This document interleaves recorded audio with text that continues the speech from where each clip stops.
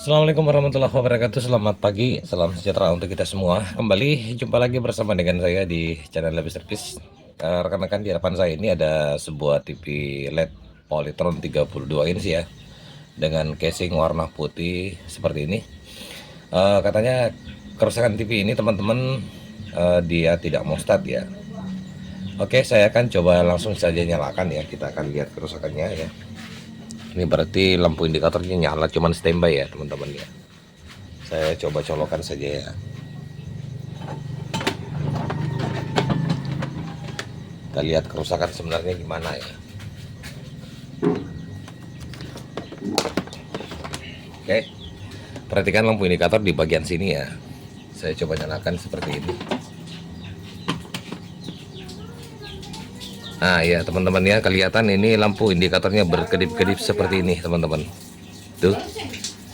Nah, berarti kalau seperti ini ada tegangan yang bermasalah teman-teman ya. Kalau seperti ini ya, ada beberapa indikasi kerusakan ya.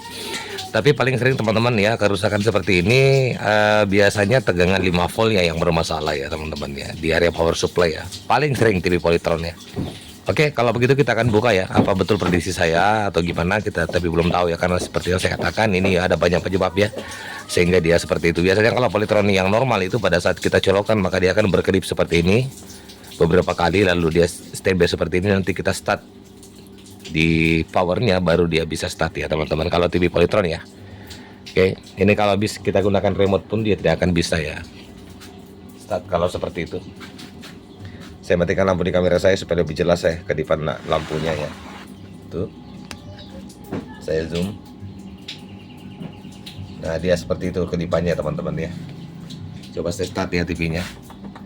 Nah ini nggak bisa saya start, saya sudah start lewat tombol switch-nya tapi nggak mau ya. Memang nggak bisa akan start seperti ini teman-teman ya. Lampu indikatornya itu dia nggak berkedip ya, cuman dia bermain seperti ini. Oke, kita akan buka TV-nya. Sebelum saya lanjut, jika teman-teman suka dengan channel saya, silakan teman-teman like ya, subscribe, komen, dan jangan lupa teman-teman bagikan. Oke, sebelum saya buka teman-teman ya, tipe TV-nya Polytron PLD 32D 900W ya. Kita akan buka ya. Oke teman-teman ya, penampakan mesin bagian dalam seperti ini ya. Di area sini ada regulatornya, sini ada mainboardnya, dan di bawah ada tikonnya. Ini dalam keadaan kotor seperti ini, kita bersihkan dulu ya. Ini sampai ada telur cicak seperti ini teman-teman ya. Oke, saya bersihkan dulu ya.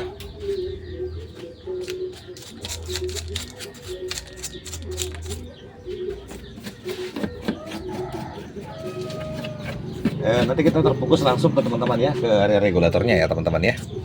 Kita akan cek dulu nanti yang seperti saya katakan tadi, paling sering kerusakan seperti ini di tegangan 5 volt biasa bermasalah ya untuk TV Polytron, tapi tidak menutup kemungkinan ya bisa terjadi kerusakannya di area mainboard ya.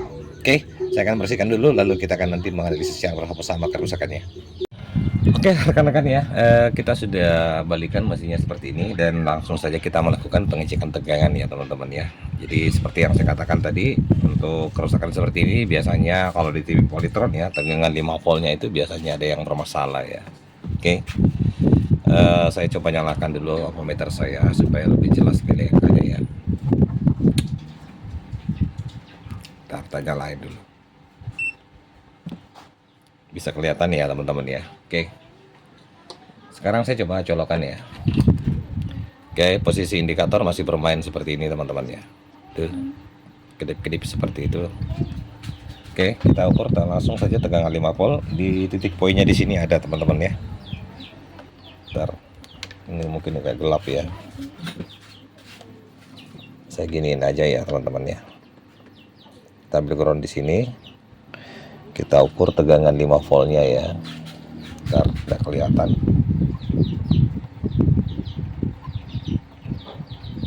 Volt di sini teman-teman, kita lihat berapa tegangannya. Perhatikan ya ammeter saya ya, cuma 3,9, anggaplah 4 volt ya. Oke, standby nya berapa? 1,8 ada tegangan standby nya. Tegangan 5 volt ini juga di sini ada 3,9 4 volt ya. 12 volt, tegangan 12 volt teman-teman, kita lihat. Nah ada 12 volt ya. Oke, curigaan sementara ini teman-teman di tegangan 5 volt ya. ada yang sedikit bermasalah ini. Bentar. Itu 3,9 ya, anggaplah 4 volt, tapi sebenarnya masih drop sih teman-teman ya. Coba ya, saya cabut dulu, saya akan telusuri elko-elkonya ya. Kalau TV Polytron kan biasanya ada beberapa elko yang sering mengalami kerusakan ya. Kalau begitu saya akan cek dengan menggunakan S-meter saya ya. Kita lihat apakah memang ada indikasi elko yang bermasalah ya, karena tegangan kalau perhitungan saya sebenarnya kurang sih sebenarnya teman-teman ya. Andaikan dia sekitaran 4,5 masih bisa ditoleransi ya. Kalau di 3,9 anggaplah 4 volt tadi itu agak gimana ya teman-teman ya. Oke, saya letakkan S-meter saya di sini. Kita langsung saja cek untuk elko-elkonya. Saya kalibrasi dulu seperti ini. S-meter saya ya. Ini jarumnya juga teman-teman agak error ya S-meter saya ini. Ntar benahin dulu ya.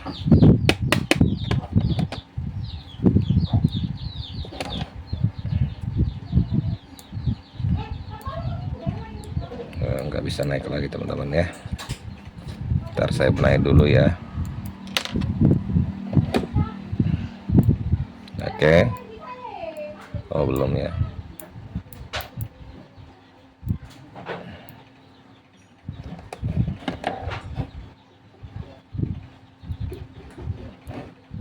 Ntar teman-teman ya, saya benahi dulu S-meter saya, jarumnya error ya. Oke teman-teman, S-meter saya lagi galau ya. Rusak ya jarumnya. Gak apa-apa ya. Gini aja teman-teman ya. Ini saya akan melakukan cross check pengecekan ya saja ya, dengan mencabut satu-satu untuk elkonya. Nanti kalau ada elko yang bermasalah teman-teman, saya akan buatkan tutorialnya kembali ya. Kalau saya buatkan tutorialnya untuk mengecek elko yang ini di bagian power supply atau di bagian area umpan balik ya, dan lanjut ke output dari power supply-nya yang menuju ke mainboard tegangannya ya. Ini terlalu lama, ada beberapa elko-in 1, 2, 3, 4, 5, 6, 7, 8 elko ya. Nanti kalau ada elko yang bermasalah saya akan buatkan lagi tutorialnya teman-teman. Kita akan lihat ya. Oke, saya akan cek dulu semua elko-nya. Teman-teman ya, setelah saya menelusuri beberapa elko, karena S-meter saya rusak ya teman-teman ya, untuk skalanya, jarum skalanya nggak mau naik ya, jadi terpaksa kita pakai secara manual ya. Kita cabut elkonya satu persatu lalu kita ukur, cukup lama ya teman-teman. Itulah guna fungsi dari S-meter ya. Sebenarnya S-meter itu sangat bagus untuk mempercepat pekerjaan pengecekan elko ya. Oke, saya sudah melakukan pengecekan elko teman-teman, dan saya mendapati ada 3 buah elko yang nilainya itu sudah menurun ya teman-teman ya. Saya akan perlihatkan elkonya ya. Ini dia elkonya. Ntar, nah ini elkonya itu 1000 mikro 16 volt 2 biji ya. Kemudian elko 100 mikro 25 volt 1 biji. Ini kalau kita ukur dengan menggunakan alat pengukuran saya teman-teman ya. Ini kita lihat ya, perhatikan di alat pengukuran saya untuk elkonya ya. Kita lihat nilainya ya teman-teman ya, perhatikan nilainya ya.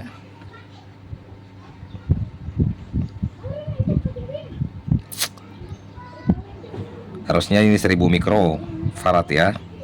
Dia terbaca berapa? Nah, dia cuma terbaca 143 ya teman-teman ya. Oke, satu saya simpan di sini. Yang ini juga 1000 mikro ya. Kita cek juga, jatuh yang satu ya. Yang 25 volt 100 mikro jatuh teman-teman ya. Ini kita lihat ya, berapa mikro dia. Dari 1000 mikro ukurannya, nah, itu dia cuma 984 ya. Kita ganti aja. Oke, saya sudah menemukan teman-teman ya untuk penggantinya ya. Yang 25 volt tadi 100 mikro saya nggak usah cari ya teman-teman ya. Ini saya ganti dengan sama 100 mikro 50 volt dan 16 volt 1000 mikro. Ini saya sudah siapkan 2 buah ya teman-teman ya. Ini saya sudah tes juga tadi dengan menggunakan alat pengetesan saya, semuanya dalam kondisi oke ya. Nih, lihatin lagi deh untuk yang satu aja. Terbaca berapa?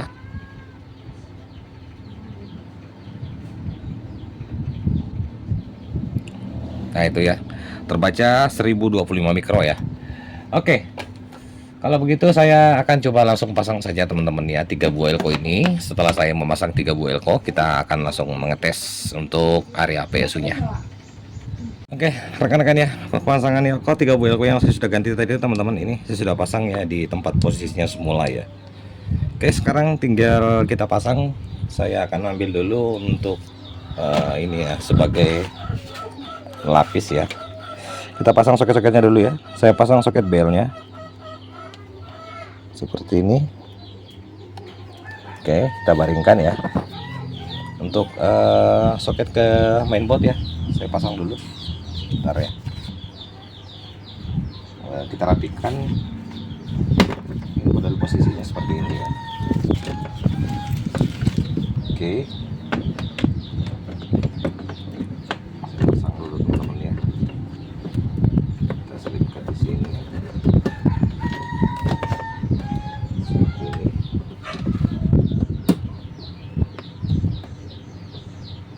Oke, sudah ya. Sekarang tinggal saya balikan dulu seperti ini teman-teman, supaya kita bisa enak mengukur tegangannya yang bermasalah tadi ya. Oke, yang bermasalah tadi kan tegangan 5 volt ya, yang seperti saya katakan ya. Oke, sekarang saya akan ambil colokan tegangan ke PLN ya. Kita tes tegangan. Lalu perhatikan nanti lampu indikatornya teman-teman ya. Kalaupun dia masih berkedip seperti itu ya, berarti IC untuk penyuplai tegangan 5 voltnya itu perlu kita curigai harus melakukan pergantian ya. Tapi kalau normal ya alhamdulillah teman-teman ya, tapi sudah jelas kelihatan kok rusaknya ya. Habis itu pasti permasalahannya ini di elko ya, tapi kita lihat dulu kemungkinan saja kalau masih ada ya. Oke, perhatikan lampu indikator di sini. Saya langsung ambil ampermeter saya, atau kita nggak usah mengukur tegangan teman-teman ya, kita langsung berpatokan ke lampu indikator saja ya, supaya cepat ya teman-teman. Oke, saya matikan lampu di penerangan saya seperti ini, lalu saya coba nyalakan lampu di kamera saya ya. Bentar. Oke, seperti ini ya teman-teman ya. Oke, perhatikan lampu indikatornya di sini. Kalau dia sudah nyala lalu berkedip seperti ini, berarti insya Allah power supply ini kondisinya sudah normal ya, dan kemudian TV-nya pastinya start ya. Oke, sudah saya colokan, perhatikan langsung berkedip teman-teman ya. Nah, oke, sudah tidak berkedip-kedip seperti ini lagi ya. Coba kita start teman-teman, apakah dia ada respon? Nah, ya ada respon ya. Kita tunggu backlightnya nyala enggak. Nah, nyala teman-teman ya, ini kelihatan ya tuh.